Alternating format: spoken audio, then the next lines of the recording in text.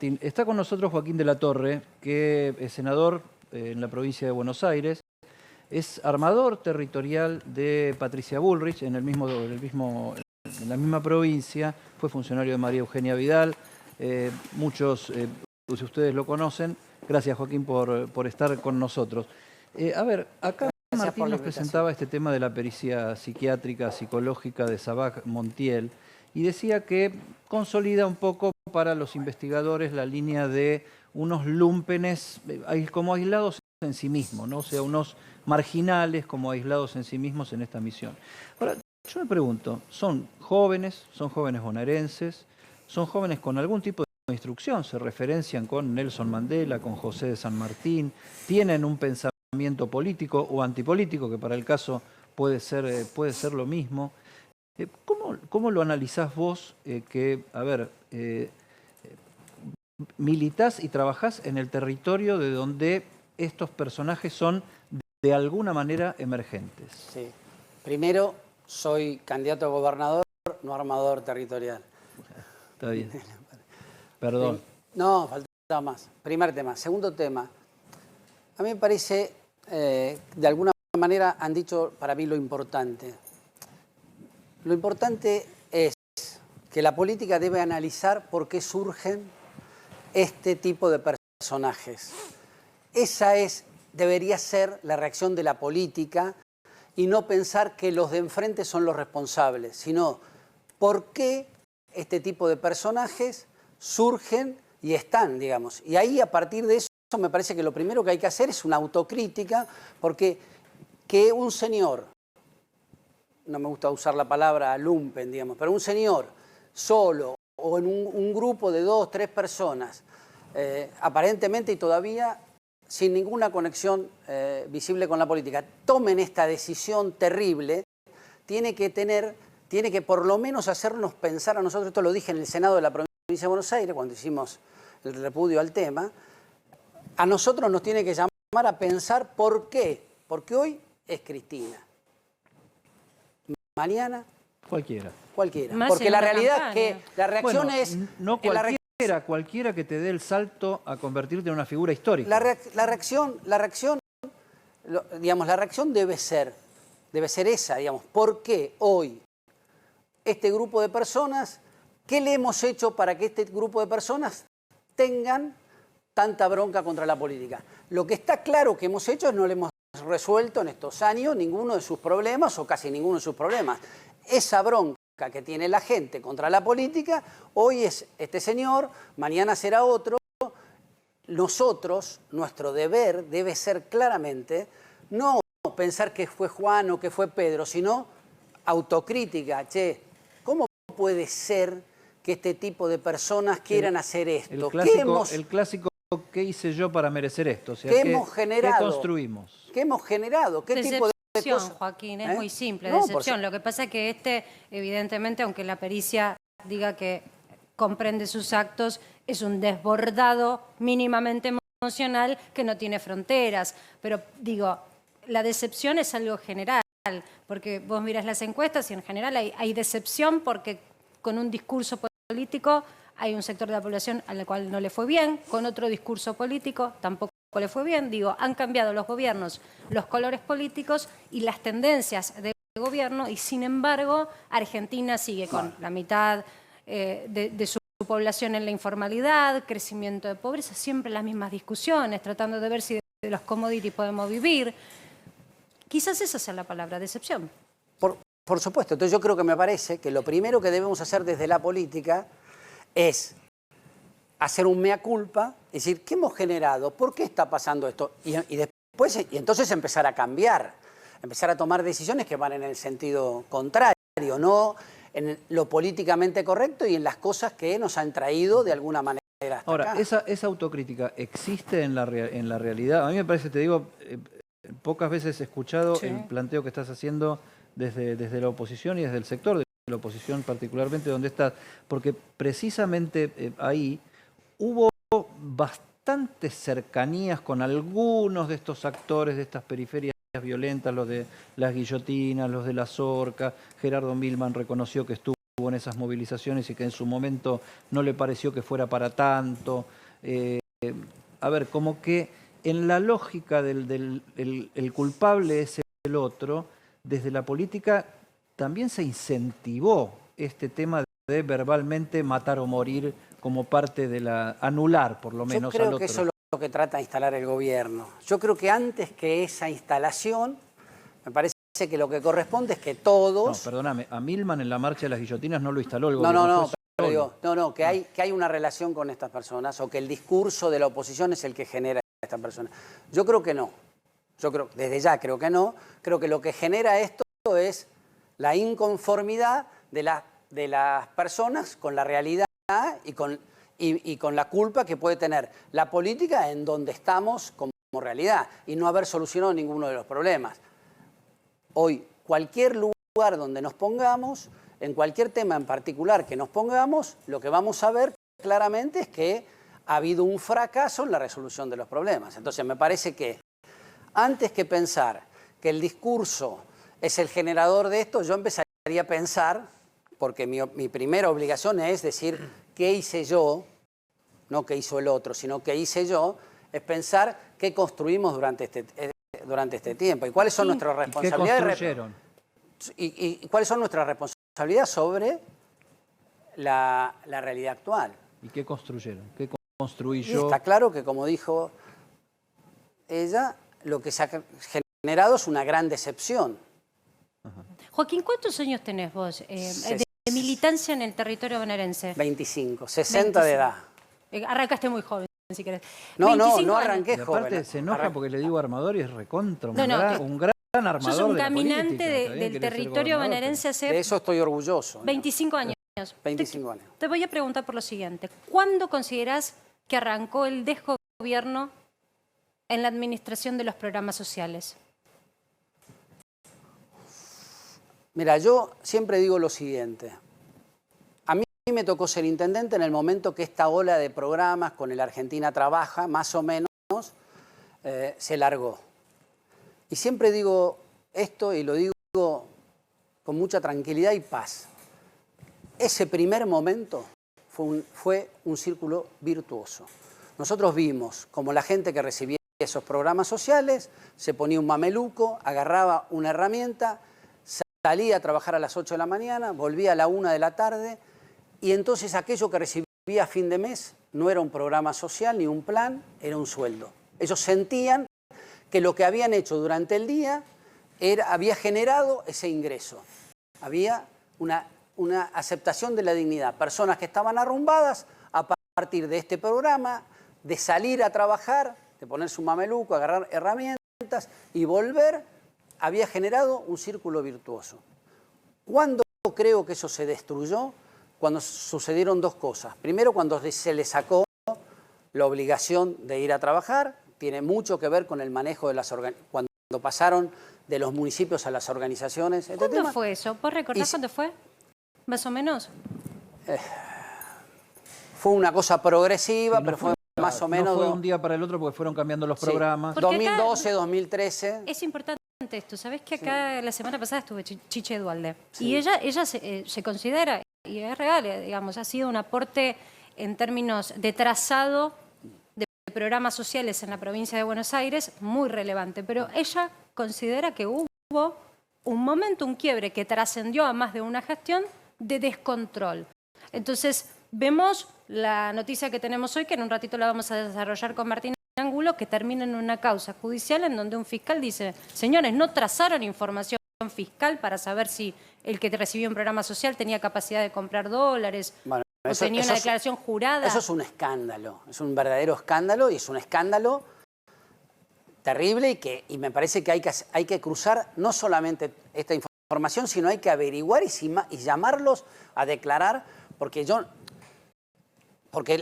podemos tirar de la cuerda y pueden aparecer cosas bastante peores que las que estamos viendo en solamente denuncias y se me ocurren un montón, digamos, ¿no?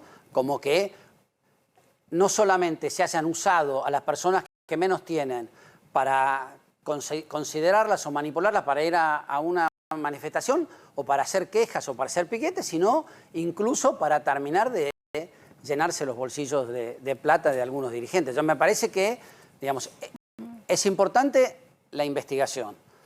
Pero déjame, te había dicho una de las cosas que para mí cambiaron la característica de los problemas, que cuando se les sacó la obligación, o sea, esa persona dejó de tener la dignidad de creer que conseguía con su trabajo y con su esfuerzo el dinero a fin de mes.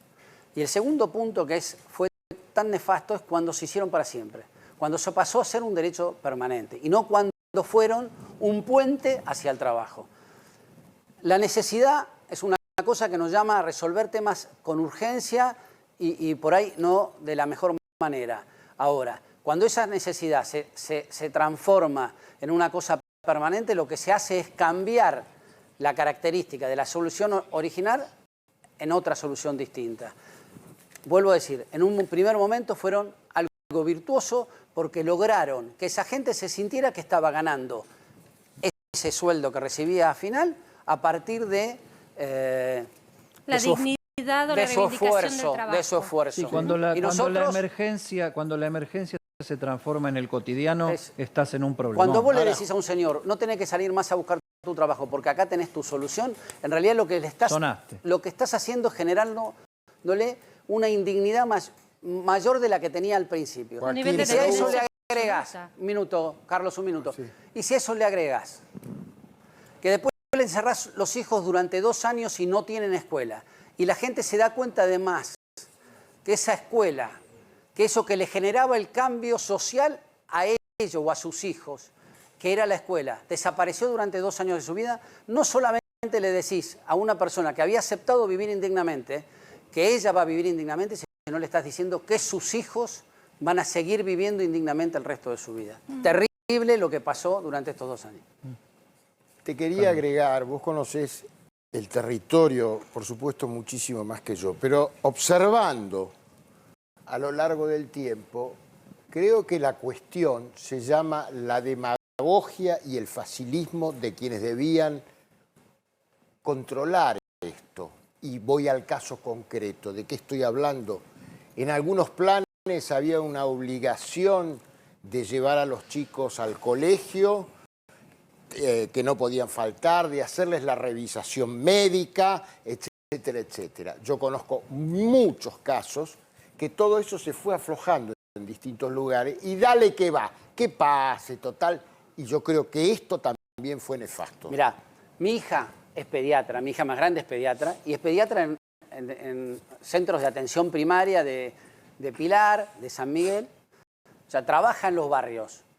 Cuando llega el principio del año que se les pide la libreta del control sanitario, es terrible la presión y el maltrato que recibe porque ella quiere hacerle los estudios y quiere que vayan al dentista, que vayan... O sea, ellos consideran que no hacer los estudios es un derecho que tienen para poder cobrar y en realidad parte del origen de este trabajo es que trabajen, que los chicos vayan al colegio y que les hagan los controles sanitarios. Entonces, ella me cuenta en el territorio lo que vos estás afirmando claramente, digamos. Ella como pediatra siente la presión y el maltrato porque ella dice, no, pará, yo te voy a hacer esto, pero hay que hacer un estudio primero. Estudian más allá de, a ver, porque esto se resuelve estratégicamente con trabajo, pero con trabajo mañana a la mañana va a tardar mucho tiempo en resolverse también, porque esto lo que genera es cultura.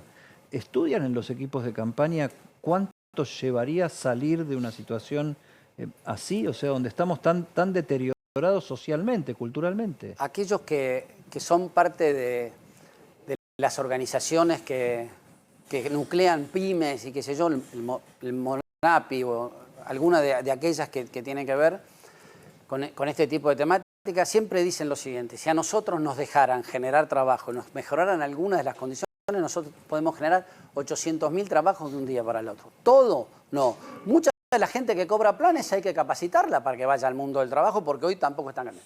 Lo que hay que hacer es tener claro que esto debe ser un puente y que toda persona tiene derecho a cobrar un seguro de desempleo, como dice Patricia, no un plan permanente. Todos tenemos derecho o podemos generar ese derecho de generar un seguro de desempleo. Lo que no debemos hacer es hacerle creer a una persona que tiene un derecho permanente para toda la vida.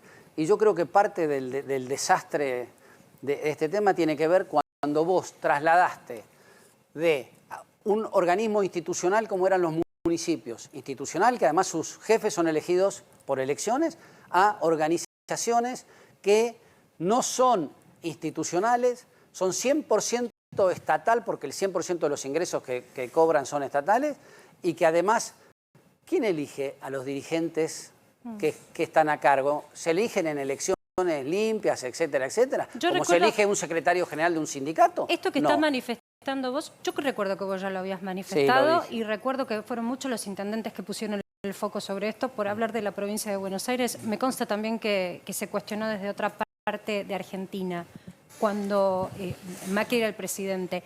Falló ahí Carolina Stanley, tendría que haber, en vez de haberlos recibido y haber tenido este diálogo constante con las organizaciones sociales, tendría que haber limitado su accionar en la administración de programas. Yo creo que si vos tomás decisiones en función a los acampes o a los piquetes que hay en la 9 de julio, dejás de tener la libertad que debes tener como gobierno para tomar decisiones. La gente te elige para que vos seas libre y para que vos tomes las decisiones. En la Argentina tenemos un gran problema en los últimos años, lo tenemos ahora con el tema Banco Provincia en la provincia de Buenos Aires. Los núcleos cercanos a la política meten mucha presión y muchas veces los extorsionan y terminan haciéndolos tomar a la política por falta de cojones las decisiones correctas en función de lo que debería ser justo. Hoy, el ser un gobierno que acepta ser sometido a extorsión o a presión, lo convierte en el no gobierno. Bueno, yo creo que me parece relevante poder compartir con vos lo que ya es un proceso en lo formal judicial, y que analicemos juntos, si te parece, con tu mirada de la política y el conocimiento del territorio, qué significan estos números que nos trae Martín y se desprenden de lo que en definitiva un fiscal levantó la mano y dijo, bueno, alguien tiene que investigar, yo voy a ser el primero. Martín. Marce, la semana pasada el fiscal Guillermo Marijuán, a través de una publicación de los colegas de Infobae, inició una investigación preliminar para poder obtener más información respecto de lo que había sido la información periodística de que había personas que estaban cobrando el plan Potenciar Trabajo, uno de los planes sociales que da el Ministerio de Desarrollo Social, pero que lo hacía cometiendo irregularidades porque no cumplía alguno de los requisitos que debía tener para poder acceder a este plan. La medida que tomó el fiscal Marijuán, lo contamos la semana pasada acá en Para que Sepa, fue pedirle al Ministerio de Desarrollo Social el informe de la AFIP que había cruzado los datos, porque todo esto surge a partir de que el Ministerio de Desarrollo Social le pide a la AFIP un informe para que cruce los datos de las personas que cobraban el plan Potenciar Trabajo para saber si todos los requisitos que tenían que tener para cobrarlo los estaban cumpliendo. Con el informe que le manda el Ministerio de Desarrollo Social, el fiscal Marijuán hoy dice no. Acá hay severas irregularidades que ameritan que haya una denuncia penal para que se formalice en una investigación judicial y que se determine eventualmente quiénes pudieron haber cometido los delitos. ¿Qué delitos? Bueno, los que el fiscal pone directamente en su dictamen y que nosotros hoy traemos. Sí, en exclusiva, digo, esta es información material que te lo prometimos al comienzo del programa Para que Sepas. Cuando hablamos de irregularidades, cuando hablamos de qué está mal en Argentina o qué estuvo mal administrado, hoy le ponemos números. El fiscal Marijuán dice, la AFIP informa que hay 1.383.279 personas que cobran el plan Potenciar Trabajo. Sin embargo, muchas de estas personas, según el informe de la AFIP, lo estarían haciendo de manera irregular. Y el fiscal detalla cuáles son esas posibles irregularidades que muchas personas estarían cometiendo al cobrar el plan. ¿Qué dice el fiscal? Hay 44.235 personas que cobran el plan, pero que recibieron ingresos en los últimos 6 meses mayores a 2 veces el importe del salario mínimo vital y móvil. Y esto según la propia reglamentación del plan, no lo pueden hacer. Quien cobra 2 salarios mínimos vital y móvil no puede recibir el plan Potenciar Trabajo. Y aparte en blanco. Y aparte en Porque blanco. si llegan a este trazado, lo hacen mediante AFIP y mediante ANSES. ¿Qué dice el fiscal? A partir del informe de la AFIP, hay 63.211 personas que registran gastos o consumos con tarjeta de crédito o débito o billetera, de las billeteras virtuales, mayor o 2 veces el importe del salario mínimo vital y móvil. Misma situación que la anterior. No sabemos si son otros o están superpuestos los 43.000 y los 63.000, No sé. se van sumando, no sabemos. ¿Por qué? Acá hay un dato importante. No se sabe tampoco el nombre de las personas. No, eso está bien. Porque rige el secreto Claro. fiscal. ¿Quién Pero- puede pedir el levantamiento del secreto fiscal? Un juez. juez. De hecho, esta denuncia ya recayó en un juez que ahora puede investigar este caso. El número más grande de todos, 253.184 personas presentaron declaración jurada de bienes personales. Es decir, tienen una tenencia en blanco en Argentina y no se lo esconden al Estado. Al mismo Estado al que todos los meses van y le piden una ayuda porque no pueden llegar a fin de mes y no pueden comprar la canasta básica de alimentos. Perdón, te digo más como suposición, tienen contador, porque nadie hace una presentación de bienes personales si dificilísimo. no tiene un contador. O sea, ni se te ocurre que lo tenés que hacer, y si tenés si lo tenés que hacer, lo tengo que hacer yo, me vuelvo loco, tengo que ir a buscar el Y si contador. lo hiciste vos, te sumo más. Significa que tenés acceso a una computadora e internet. Casi 53.000 personas son dueñas de más de un inmueble, automotor, embarcación o aeronave. Embarcación con plan Potenciar Trabajo. Sí. Acá hay que ver después cuántas de estas personas es embarcación o esto entra en un ítem global en donde por ahí de embarcaciones Sí, o aeronaves generalmente tenés es un muy ítem pocas. Dentro de la declaración jurada de bienes personales que te da AFIP es un ítem. Debe ser por eso. No importa. En lo que redunda es en que tienen una posesión que no la esconden. Son titulares Ahí de la ese palabra bien. más importante es más de uno. Más de uno, Más de exactamente. uno, Esa es la más totalmente, importante. Joaquín. Más de uno. Más datos que pone este informe de la AFIP que se vuelca en la causa judicial. 10.477 personas registran un automotor de menos de un año de antigüedad. Para cobrar el plan, esto lo marca también el fiscal en su dictamen, uno puede ser dueño de un vehículo, pero que tiene que tener una Esto una sería antigüedad 2021, mayor. 2021-2020. Y Tiene que- La cobra, declaración jurada un es un potenciar año trabajo. anterior. Exacto. Siempre. Cobra Y un cobra un potencial. potencial trabajo, tiene un auto de 0 kilómetros. La reglamentación del plan marca que podés ser dueño de un vehículo, pero que tiene que ser mayor la antigüedad a un año. Hay 835 personas que pertenecen al régimen simplificado categoría C o superior. Vos lo podrás explicar mejor, que es una de las categorías más altas del monotributo. Claro, o sea que encima tampoco les esquivan a la FIP al inscribirse para poder facturar. Facturar no en la categoría de tributo social o quizás el primer escalafón del monotributo, sino aquellos que tienen los ingresos más altos.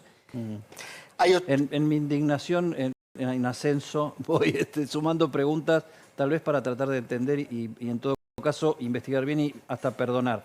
¿Es posible que quienes administran o manipulan estos planes los hayan adjudicado falsamente a estas personas para cobrarlos de alguna manera irregular? O sea, un falso beneficiario para cobrar, porque ese beneficiario va a tener problemitas. Todo es posible.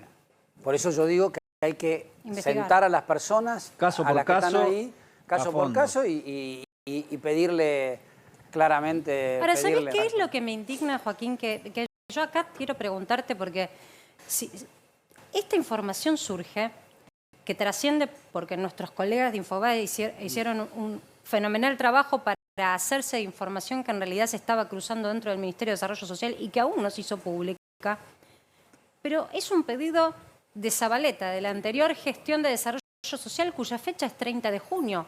Es decir, tuvo que llegar recién el 30 de junio para que alguien levantara la mano y dijera, estos números no dan, hay que investigar. Reconozcámosle a Juanchi que tuvo una decisión valiosa, digamos, ¿no? Sí, por supuesto. Muchos dicen que tiene que ver con internas. Yo no me quiero meter en esa y le reconozco a Zabaleta el haber hecho esto, digamos.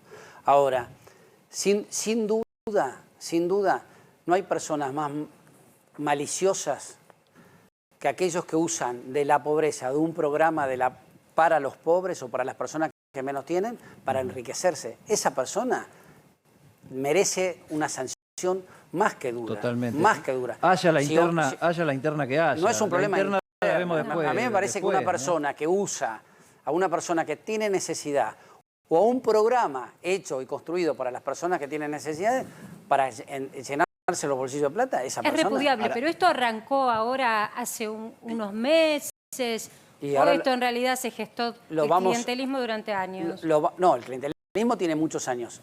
Esta situación lo vamos a descubrir a partir de la investigación, cuánto tiene y quiénes son los responsables. Oficialmente el Ministerio dice que va a estar la información. No quiero adelantarme porque no... Seguramente una de las puntas que va a tener la investigación es saber por qué, si todos estos datos ya estaban, no se cruzaron antes de otorgar el plan. Porque uno, desde la lógica, podría preguntarse, si vos otorgás un plan social y ese plan social tiene una serie de requisitos que tenés que cumplir, los chequeás antes de otorgar el plan, o lo vas controlando periódicamente para saber... Me acuerdo que en el inicio de estos programas, cuando empezó Argentina Trabaja, se hacía. Bueno, había una negativa de ANSES o cuestiones por el estilo que eran necesarias ahora, ¿qué pasó después? Sí, acá lo que empezó a ver, esto tiene que ver con lo que decías vos, Joaquín, de las supuestas internas, que más que supuestas parece que las hay, pero no es lo verdaderamente importante. La interna viene después, primero viene la metida de la mano en la lata. Lo que se empezó a ver en la gestión Zabaleta fue lo que se llaman las unidades ejecutoras y se dio libertad a los beneficiarios de planes sociales para que eligieran la unidad ejecutora que le parecía mejor, si era el municipio, un movimiento social, una iglesia o quien fuera, para tratar también de transparentar el tema de la entrega discrecional de planes, que puede ser uno de los problemas que están detrás de esto, la discrecionalidad total en la entrega de planes. Yo quería decir algo.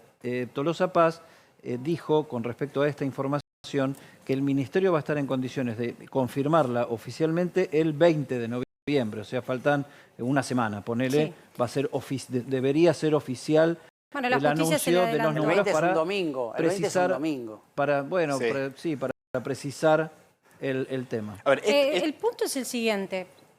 Estos son los números que surgen de una investigación judicial. Yo entiendo que puedan correr por el lado del secreto fiscal, pero está todo online, digo, y esto no ha sido ocultado. No. Y el cobro de estos programas no es en efectivo. No hay una caja del Estado en donde uno va y cobra. No. Acá, si vos lo seguís, es muy simple.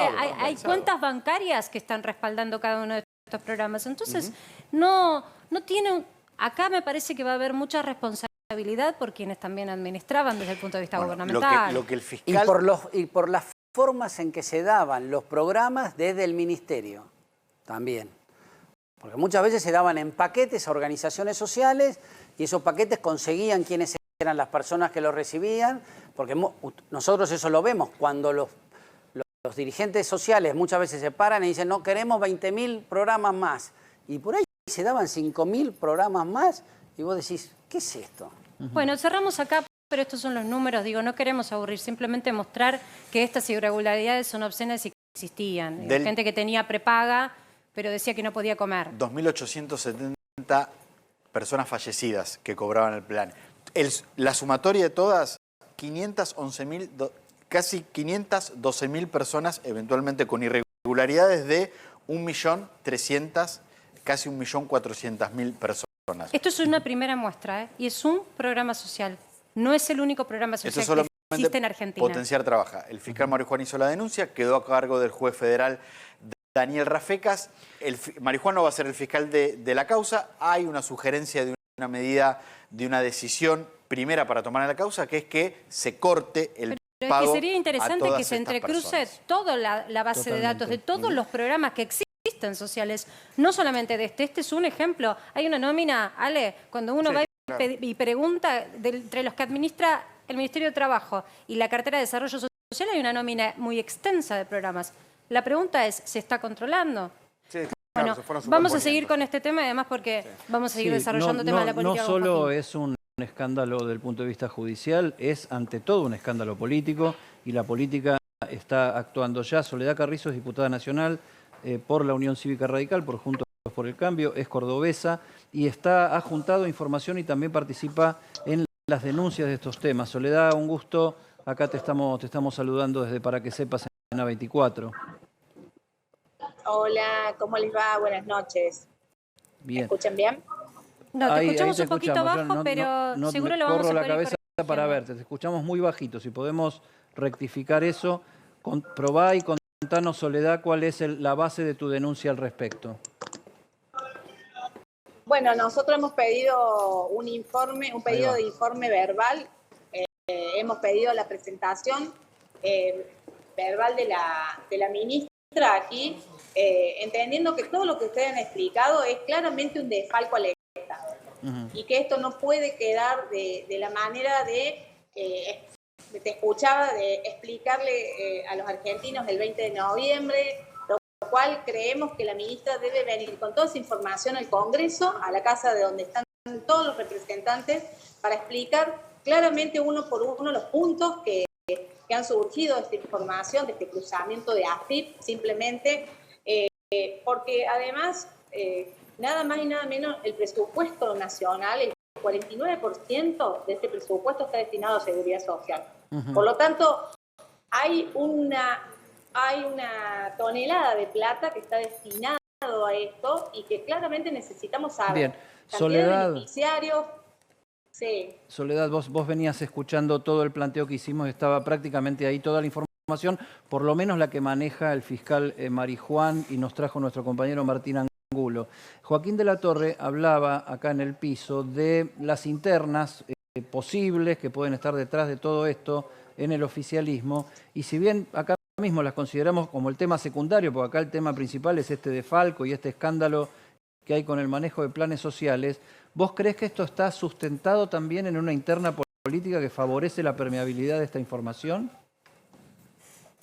La verdad es que creo que, considero que hay tanto descontrol en este gobierno que ha cambiado más de 19 ministros de presidente que evidentemente no saben ni siquiera dónde están parados. Y entregan, como decía aquí Joaquín, paquetes para quedar bien, para que no se levante una organización, no te corten la avenida. De esta manera, sin control, sin asignación, sin verificar los requisitos, evidentemente. Soledad, ha habido personas... te quiero preguntar, porque justo en lo que estábamos reflexionando con Joaquín, que hace tantos años también trabaja en el territorio de la provincia de Buenos Aires, vos estás trabajando el territorio de Cordobés, es cuando empezó perdón la expresión, viva la pepa de los programas sociales, es decir, el no control, el no chequear con la información que el propio Estado tiene, la información fiscal o de aporte de ANSES, es algo que es crucial a la hora de otorgarlo. Esto, en tu mirada, ¿es algo que este descontrol se generó en esta administración o es un collage de muchos años? Yo creo que son capas y capas de distintos programas que además nuestro país lamentablemente no ha generado un sistema de evaluación donde claramente establezca cuál es el programa que ha cumplido con su efectividad y permanecen, y después se crea otros encima de otro programa y seguimos así. En 19 años esto ha ido creciendo y claramente no es la salida, ¿no? Esto es lo que debemos tomar el toro por las astas definitivamente, pero no para que no le llegue al que lo necesita verdaderamente. Pero también es real que debemos evaluar, auditar, controlar y darle mayor transparencia. Venimos reclamando el tema de la nómina de beneficiarios de una manera transparente hace más de 4 años. Por la información que vos tenés, Soledad, y acá también te habilito a vos, Martín, en la pregunta, y también a Joaquín de la Torre, que se quedó con nosotros, por si hubiera datos. ¿Tenemos registro de si hay algún territorio, algún municipio, algún lugar en particular donde estén más concentrados, más cantidad de estos planes asignados? No, la verdad que Eddie, es muy difícil conseguir información, porque claramente esto, hoy con la tecnología y el cruzamiento de datos deberíamos tenerlo, ¿no? Tocando una tecla claramente se debería tener, pero esta información, sé que hay algunos diputados que han pedido un pedido de acceso a la información a través del mecanismo que cualquier ciudadano puede realizarlo, pero por eso ponemos el foco en que evidentemente todo este mecanismo tan oscuro, tan poco transparente, debe cambiar, porque la ciudadanía tiene derecho a saber dónde se destina semejante cantidad de dinero de su presupuesto. Y esto lamentablemente todavía es una falta de estos años que no hemos logrado transparentar. Soledad Carrizo, diputada nacional por la UCR de Córdoba, muchísimas gracias por este contacto. Y te hago yo la última por mi parte, gracias. Sí, la última respondo la pregunta recién. Si sabés algo del territorio. Claramente es en el conurbano, Claro. ¿no? Sí, está claro, pero no sabemos si en algún municipio en particular, porque No eso puedo también decir nos que en ayudaría a algún- entender. No quiero hacer afirmaciones sin tener toda la información, Ajá, pero hay un lugares municipio que tienen... grande. Sí. Municipio Los, muy Ahora, grande. los municipios más grandes tienen más, pero eso sería lógico La y Matanza, por razonable. ejemplo. Sería lógico y razonable, pero me parece que lo que es el cordón oeste-sur tiene una proporción importante. Yo insisto, bueno, vos te proyectás y tu deseo político es ser gobernador de la provincia de Buenos Aires. También hay que salir de esto. Hay una realidad en donde Argentina tiene Lo segundo organizaciones que hay, sociales. la segunda afirmación que quería hacer es, del 2001 hasta ahora crecieron la cantidad de programas sociales y creció la pobreza. Claramente, la salida de la pobreza, que es la única pandemia que vive la Argentina, no es con programas sociales, es con trabajo. Bueno, y hablaremos en otros programas cómo generar así trabajo sea. en la Argentina, pero déjame que te haga la última por mi parte. No me queda clara una cosa, me voy a la política. ¿Mauricio Macri fue o está más presente que nunca? No, a mí me parece que Mauricio Macri tiene una conducción natural del proceso político, del